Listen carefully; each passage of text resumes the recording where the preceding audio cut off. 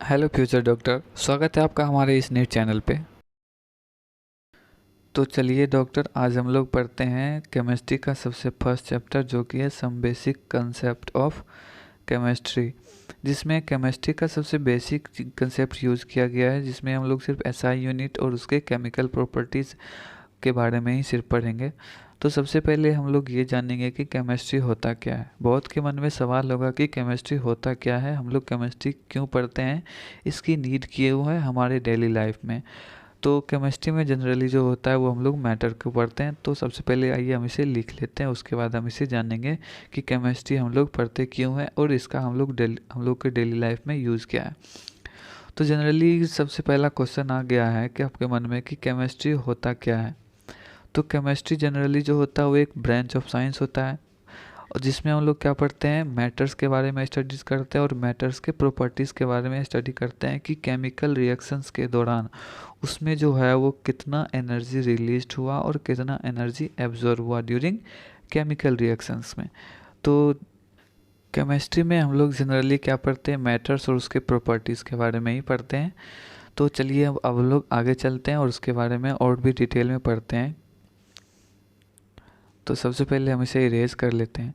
तो आगे चल के हम लोग देखेंगे कि ये मैटर्स जो होता है वो उसको कितने पार्ट में बांटा गया है। तो सबसे पहले मैटर्स को जो है वो दो पार्ट में बांटा गया है। पहले पार्ट को हम लोग क्या बोलते हैं, फिजिकल, यानी फिजिकल क्लासिफिकेशन के अनुसार जो बांटा गया उसे हम लोग बोलते हैं फिजिकल। और दूसरा जो हो गया वो केमिकल क्लासिफिकेशन के अनुसार हुआ तो उसे हम लोग बोलते हैं केमिकल। तो फिजिकल क्लासिफिकेशन के अनुसार जो होता है वो मैटर के तीन प्रकार होते हैं। पहले को बोलते हैं हम लोग सॉलिड, और दूसरे को बोलते हैं लिक्विड, और तीसरे को बोलते हैं गैसेस। और केमिकल क्लासिफिकेशन के अनुसार जो होता है वो मैटर को दो पार्ट में बांटा गया है। पहले पार्ट को हम लोग क्या बोलते हैं, प्योर सब्सटेंसेस, प्योर सब्सटेंसेस। और दूसरा जो हो गया वो क्या हो गया, मिक्सचर। आगे हम लोग पढ़ेंगे इसे और भी डिटेल में। तो प्योर सब्सटेंस को जो हो गया वो भी आगे जाके सब दो ग्रुप में बांट दिया गया है। पहले पार्ट को हम लोग बोलते हैं एलिमेंट्स, और दूसरे पार्ट को हम लोग क्या बोल देते हैं, कंपाउंड। और फिर मिक्सचर को जो है, मिक्सचर को भी दो पार्ट में बांट दिया गया है, जिसमें पहले पार्ट को हम लोग क्या बोलते हैं, पहले पार्ट को हम लोग बोलते हैं होमोजीनस मिक्सचर, होमोजीनस मिक्सचर। और दूसरे पार्ट को हम लोग क्या बोल देते हैं, हेट्रोजेनस मिक्सचर, हेट्रोजेनस मिक्सचर। तो चलिए अब हम लोग थोड़ा ब्रीफ में देख लेते हैं इसके बारे में। क्या है कि इसके बारे में जो हम लोग बचपन से ही पढ़ते आ रहे हैं, तो मैटर्स को दो भाग में बांट दिया गया, फिजिकल केमिकल, फिजिकल को सॉलिड लिक्विड और गैसेस के अनुसार। और फिर क्या हो गया, केमिकल को जो है वो दो पार्ट में बांट दिया गया है। पहले पार्ट को बोलते हैं हम लोग प्योर सब्सटेंसेस, और दूसरे को बोल देते हैं हम लोग क्या, मिक्सचर। और फिर प्योर सब्सटेंस को जो है वो दो आगे चल के दो पार्ट में बांट दिया गया है, एक एलिमेंट्स और कंपाउंड। और फिर मिक्सचर को जो है वो दो पार्ट में बांट दिया गया है, होमोजीनस और हेट्रोजीनस। तो आगे चलिए हम लोग इसके थोड़ा ब्रीफ में देख लेते हैं। क्या है कि ये जो है हम लोग का 11 मतलब कि 9th 10th में और 8th से ही लगभग पढ़ते आ रहे हैं कि मैटर्स होता क्या है। तो जनरली मैटर्स क्या होता है, जिसके पास मास हो, वॉल्यूम हो, और उस वो क्या करता हो, स्पेस ऑक्यूपाई करता हो। और फिर मैटर को जो है वो आगे दो पार्ट में बांटा गया है। सबसे पहले देखते हैं फिजिकल। तो फिजिकल में जनरली होता क्या है कि इसके फिजिकल स्टेट ऑफ मैटर के बारे में स्टडी करते हैं। तो उसके अनुसार जो वो हो गया फिजिकल स्टेट ऑफ मैटर, तो उसे हम लोग फिजिकल क्लासिफिकेशन कहते हैं। और उसके बाद ये हो गया केमिकल, यानी इसमें क्या होता है, it is the state of, मतलब its chemical state of matter होता है, यानी कि केमिकल स्टेट ऑफ मैटर, तो उसे हम लोग क्या बोल देते हैं, केमिकल क्लासिफिकेशन। तो फिर ये जो मतलब फिजिकल क्लासिफिकेशन है उसको तीन ग्रुप में बांटा गया है, जिसमें पहला होता है सॉलिड। तो आइए सॉलिड देखते हैं क्या होता है। तो सॉलिड में क्या होता है, जो वॉल्यूम होता है वो फिक्स्ड होता है, और क्या होता है कि इसका शेप जो होता है वो शेप क्या होता है, फिक्स्ड होता है। तो इसमें वॉल्यूम और शेप फिक्स होता है। और उसके बाद लिक्विड में जो है, लिक्विड में वॉल्यूम्स तो फिक्स होते हैं, लेकिन इसका जो शेप होता है वो शेप फिक्स्ड नहीं होता है, क्योंकि इस जिस जार में जाएगा, जिस कंटेनर में जाएगा, उसी का शेप ले लेता है, इसीलिए इसका शेप फिक्स नहीं होता है। और उसके बाद देखते हैं हम लोग गैस को। तो गैस का ना तो वॉल्यूम फिक्स्ड होता है और ना ही तो इसका शेप फिक्स्ड होता है।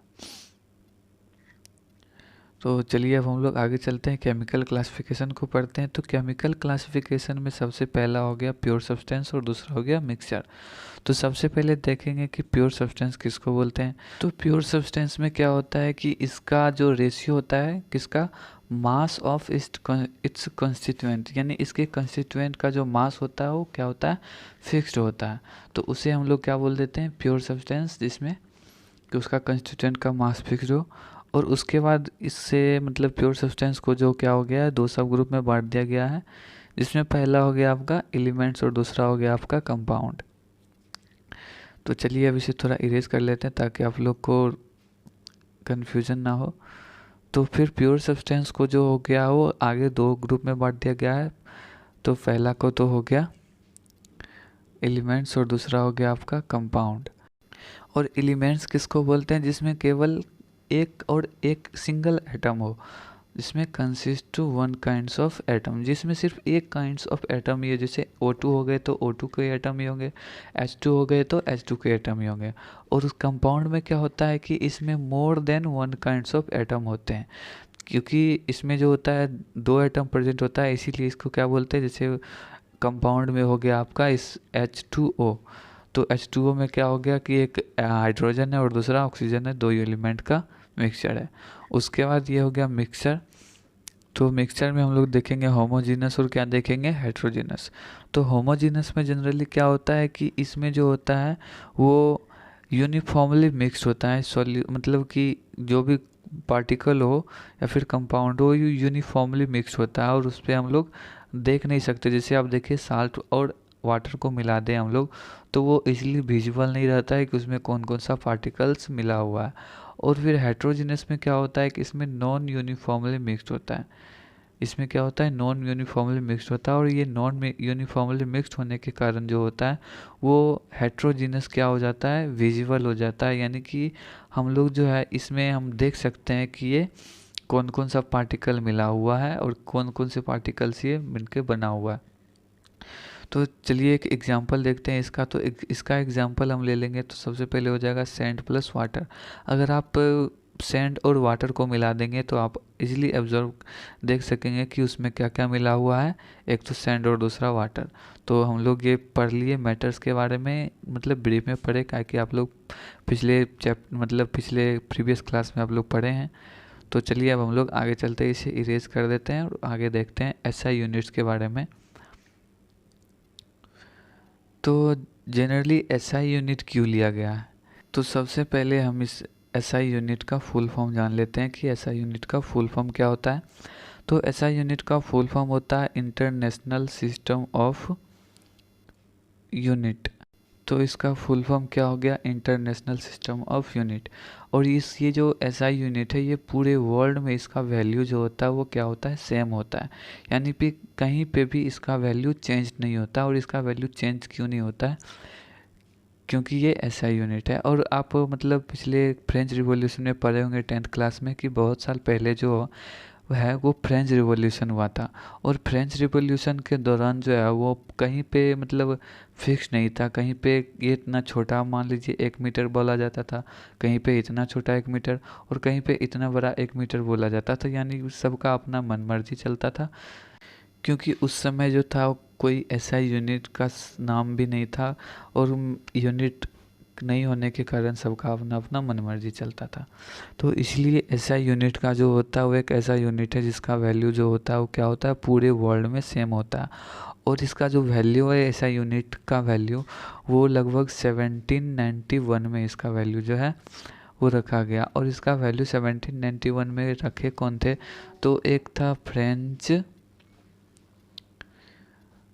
एकेडमी।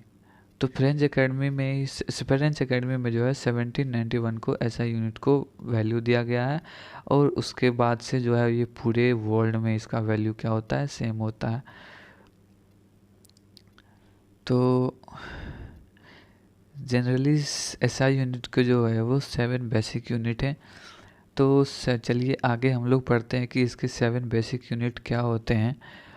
तो सबसे पहले हम इसे इरेज कर लेते हैं, उसके बाद हम लोग आगे चलेंगे कि देखेंगे कि एसआई यूनिट के जो होते हैं वो 7 टाइप्स यानी बेसिक यूनिट्स क्या क्या होते हैं। तो ये हो गया सबसे पहले फिजिकल क्वांटिटी, जिसको हम लोग पीक्यू से रिप्रेजेंट करें, और जिसमें हो गया हमारा सिंबल फिजिकल क्वांटिटी के, और इसमें हम लोग का हो गया एसआई यूनिट, और इधर हम बॉक्स बना लेते हैं, उसमें हम लिख लेते हैं एसआई यूनिट का सिंबल। तो सबसे पहला अगर देखा जाए तो सबसे पहला आ जाता है हमारा लेंथ, और लेंथ का सिंबल क्या होता है, वो होता है स्मॉल एल, और इसका एसआई यूनिट क्या हो जाता है, मीटर, और इसका सिंबल क्या हो जाता है, एम। ये तो हम लोग बचपन से ही पढ़े आ रहे हैं कि लेंथ का स्मॉल एल होता है, इसका यूनिट मीटर। और हो गया दूसरा क्वांटिटी आ गया फिजिकल क्वांटिटी मास, जिसका सिंबल होता है एम, और इसका एसआई यूनिट होता है केजी, और इसका सिंबल क्या हो जाता है, किलोग्राम। और तीसरे नंबर पे हो गए हमारा टाइम, जिसका सिंबल क्या होता है, टी, स्मॉल टी से रिप्रेजेंट करते हैं, और सेकेंड से एसआई यूनिट का सेकेंड, और सिंबल क्या हो गया हमारा एस। आगे आ जाता है हम लोग का इलेक्ट्रिक करंट, जिसमें इलेक्ट्रिक करंट का जो होता है वो सिंबल क्या हो जाता है, इलेक्ट्रिक करंट का आई, और इसका एसआई यूनिट क्या हो जाता है, एम्पियर, और इसका सिंबल हो जाता है ए। और उसके बाद यदि 5 नंबर पे देखें तो 5 नंबर पे हम लोग का आ गया कौन सा, टेम्परेचर। तो टेम्परेचर का सिंबल क्या हो जाता है, कैपिटल टी, इसीलिए हम लोग टाइम को स्मॉल टी से रिप्रेजेंट करते हैं, और टेम्परेचर को इस कैपिटल टी से, और इसका एसआई यूनिट हो जाता है केल्विन, और सिंबल हो जाता है के। अब 6 नंबर पे देखें तो 6 नंबर पे आ गया हमारा ल्यूमिनियस इंटेंसिटी, और ल्यूमिनियस इंटेंसिटी का सिंबल क्या हो गया, इसका सिंबल हो गया हमारा आई, और नीचे लिख देते हैं यू, और इसका एसआई यूनिट हो जाता है कैंडेला, और इसको एसआई यूनिट कैंडेला का सिंबल हो गया सीडी। और उसके बाद लास्ट वन जो हो गया वो हम लोग का क्या हो गया, अमाउंट ऑफ सब्सटेंसेस, और अमाउंट ऑफ सब्सटेंसेस का जो सिंबल होता है वो हो जाता है एन, और उसके बाद उसका एसआई यूनिट जो हो गया वो हो गया MOLE मोल, और सिंबल जो हो गया वो MOL मोल होता है। इसमें कन्फ्यूज़न नहीं होइएगा कि MOLE और MOLE में, यदि आप सिंबल को MOLE से लिख देते हैं तो वो गलत माना जाता है, और ऐसा यूनिट जो होता है वो MOLE होता है, और उसको MOL लिखते हैं तो वो गलत हो जाता है। तो प्यारे डॉक्टर, आज के लिए बस इतना ही, आगे हम लोग पढ़ेंगे अगले लेक्चर।